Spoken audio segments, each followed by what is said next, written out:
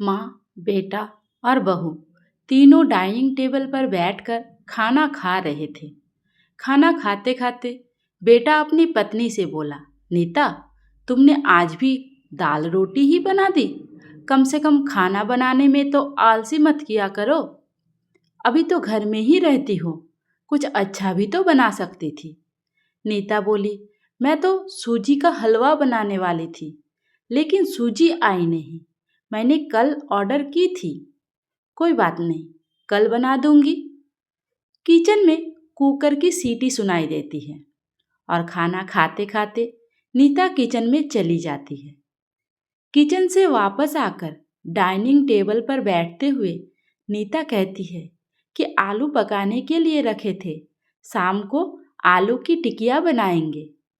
उसकी सासू माँ भी ये सुनकर खुश होती है। नितिन बीच में बोल पड़ता है, ये अच्छा है, दोनों बहुत मजे करते हो, अपने पसंद की चीजें जो बनाकर खाते हो। तभी डोरबेल बजती है। सुनीता फिर से खाने की टेबल से उठकर दरवाजा खोलने चली जाती है। दरवाजे पर डिलीवरी बॉय सूजी लेकर आया होता है। पार्सल लेकर सुनीता फिर से डाइनिंग टेबल पर बैठकर खाना खाने जाती है। तब माँ बेटे से कहती है कि तू दरवाजा खोल देता, बेचारी को खाना खाते समय भी सुकून नहीं है।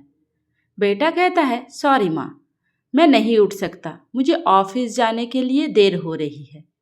नितिन खाना खाकर ऑफिस की तैयारी करने के लिए अपने रूम में चला जाता है। कुछ ही सेकंड बाद वो सुनीता को आवाज़ लगाता है, सुनीता, मेरी घड़ी कहाँ है? मिल नहीं रही है। सुनीता खाना खाते खाते ही उसे बताती है, अलमारी के ड्रॉअर में देखो। नितिन कहता है, नहीं मिल रही है। सुनीता फिर एक बार खाना खाने के टेबल से उठकर उसके तरफ जाने ही वाली होती है कि सासू माँ उसे रोक लेती है और पहले खाना खाने के लिए कहती है। सासू माँ कहती है, बच्चा नहीं है, ढूंढ लेगा वो। थोड़ी देर बाद रूम से नितिन की आवाज़ आती है, मिल गई। डाइनिंग टेबल पर बैठ दोनों सास बहू एक दूसरे की तरफ देखकर मुस्कुराते हैं। अगले दिन सुबह सुबह नितिन अपने बेडरूम में कोई फाइल ढूंढ रहा होता है और उस फाइल को ढूंढने के चक्कर में उसने पूरा कमरा तहस नहस कर दिया होता है। नितिन बड़बड़ा रहा होता है, इस घर में कभी कोई चीज़ अपने ठिकाने पर मिलती ही नहीं है।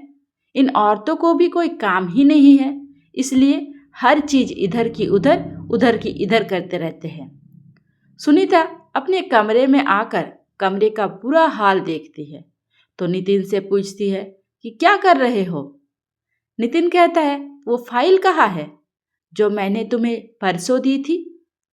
सुनीता तुरंत वो फाइल निकालकर नितिन के हाथों में थमा देती है और उससे कहती है कि एक बार मुझसे पूछ लिया करो, पूरा कमरा फैला कर रख दिया है। नितिन उल्टा सुनीता को ही डांट देता है और कहता है, ठीक है, अगर पूरा कमरा फैला दिया है तो तुम्हें और कोई काम भी क्या है? यही काम पूरा दिन करते बैठो। कभी कभी लगता है मुझे हाउसवाइफ से शादी करनी ही नहीं चाहिए थी। इतना बोलकर नितिन ऑफिस के लिए निकल जाता है। पति पत्नी की ये बातचीत माँ भी सुन रही होती है, जिसका नितिन को पता नहीं होता। अब माँ और सुनीता नितिन को सबक सिखाने के लिए प्लान बनाते हैं। अगले दिन सुबह सुबह जब नितिन नींद से जागता है तो सुनीता को चाय के लिए चिल्लाकर कह रहा होता है। पास ही में सोफे पर बैठी माँ उससे कहती है, सुनीता घर पर नहीं है, वो अपने माँ के घर गई है, कोई जरूरी काम था। नितिन फोन निकालकर सुनीता को कॉल करने लगता है। तब माँ उसे रोकते हुए कहती है, फोन मत कर, माँ के घर ही तो गई है, आ जाएगी 2-3 दिन में। नितिन फोन रख देता है और माँ से कह रहा होता है कि माँ चाय। तभी माँ बोल पड़ती है, हाँ हाँ, 2 कप बनाना, मैं भी पीऊँगी। बेमन से नितिन किचन की तरफ जाने लगता है चाय बनाने के लिए। तब माँ फिर से खड़े होते हुए कहती है, अरे बेटा रुको। नितिन को लगता है कि माँ उसे रोककर चाय बनाने चली जाएगी, लेकिन माँ कहती है, मेरी चाय में थोड़ी चीनी कम डालना। नितिन चाय बनाकर लाता है।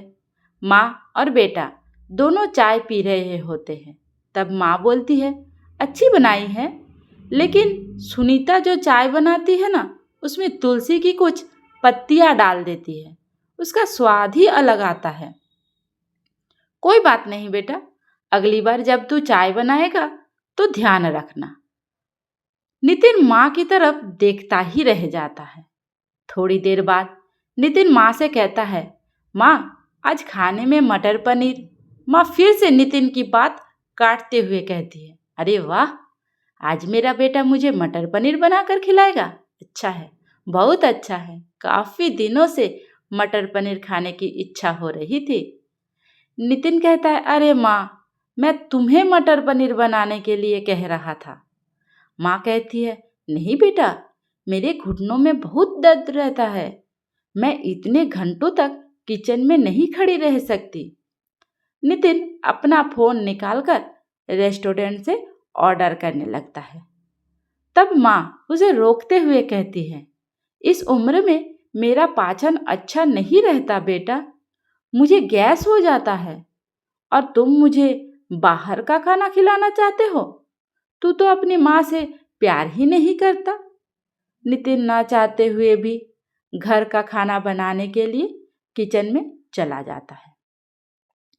1 घंटे बाद खाना बन के तैयार हो जाता है। नितिन 2 थाली में खाना परोसकर माँ के पास आता है। माँ देखती है कि नितिन ने दाल रोटी बनाई है। माँ नितिन से कहती है, अरे बेटा, तू तो मटर पनीर बनाने वाला था ना। नितिन कहता है, माँ यह आसान था बनाने के लिए। माँ कहती है, सुनीता होती तो मुझे आज मटर पनीर बनाकर ही खिलाती। चलो कोई बात नहीं, मैं कहाँ हर दिन मटर पनीर खाती हूँ, आज भी दाल रोटी ही खा लूँगी। आ बैठ, साथ में मिलकर खाना खाते हैं। दोनों बैठकर खाना खाने लगते हैं। नितिन ने पहला निवाला मुंह में रखा ही होता है कि माँ उसे कहती है, अरे बेटा, दाल में नमक थोड़ा कम है, जाकर जरा नमक लेकर आ किचन से। नितिन खाते खाते उठता है और किचन से जाकर नमक लेकर माँ को देता है। फिर अपना खाना खाने बैठता है। बीच में ही माँ खांसने लगती है और नितिन से कहती है, अरे बेटा, खाना गले में अटक गया है, थोड़ा पानी लेकर आ। नितिन फिर से खाना खाते खाते उठता है और पानी लेकर माँ को देता है। इन सब से नितिन के मुख पर परेशानी साफ देखी जा सकती है। नितिन को अब महसूस भी हो रहा था कि जैसा बर्ताव वो सुनीता के साथ करता है उसे कितना बुरा लगता होगा। हालांकि सुनीता के मुख पर कभी भी उसने सिकन तक नहीं देखी थी। माँ यही नहीं रुकती, खाना खा के नितिन को थालियाँ धोने के लिए कहती है। फिर माँ अपने बेड पर आराम करने लगती है। तब नितिन को चादर ओढ़ाने के लिए कहती है। उसके बाद जब नितिन रूम से जा रहा होता था तब उसे रोककर एसी कम करने के लिए कहती है। इन सब कामों से नितिन परेशान हो जाता है, लेकिन कुछ बोल नहीं पाता। अगले दिन सवेरे सवेरे नितिन खाना बनाने के लिए सब्जियां काट रहा होता है, लेकिन उसका ध्यान सब्जियों पर नहीं होता। वो सुनीता के बारे में सोच रहा होता है और पछतावा कर रहा होता है कि वो कितना गलत था कि हाउसवाइफ का काम आसान होता है। तभी बेख्याली में उसका उंगली कट जाता है, उससे खून बहने लगता है और वो बेसिन में अपनी उंगली धोने के लिए चला जाता है। तभी सुनीता उसके पास आकर उसके हाथों में पट्टी बांधने लगती है। यानी कि सुनीता कभी माँ के घर गई ही नहीं थी। वो तो सास बहू के प्लान का हिस्सा था, जिससे वो नितिन से छुपकर उसी घर में रह रहे थे। नितिन सुनीता को देखकर काफी खुश हो जाता है। सुनीता से कहता है, घर का काम हम दोनों मिलकर करेंगे। सुनीता पूछती है, ऐसा क्यों? नितिन कहता है कि घर का काम सीख जाऊंगा और घर अगर हम दोनों का है तो घर का काम भी हम दोनों का ही होना चाहिए। दोस्तों, हाउसवाइफ का काम कोई आसान काम नहीं है। कहानी अच्छी लगी है तो मेरे चैनल को सब्सक्राइब जरूर कर दीजिए और लाइक और शेयर करना तो बिल्कुल भी मत भूलिए। धन्यवाद। राधे राधे।